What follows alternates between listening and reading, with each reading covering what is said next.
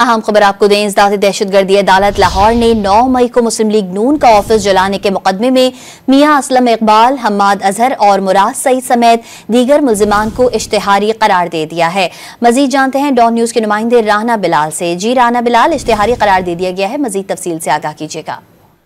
9 मई को मुस्लिम लीग नून का ऑफिस जलाने के मुकदमे में पेशरफ सामने आई है। लाहौर की उस्ताद दहशतगर्दी अदालत ने तहरीक इंसाफ के रहनुमा मियां असलम इकबाल, हम्माद अजहर, मुराद सईद समेत दीगर को इश्तिहारी करार दे दिया है।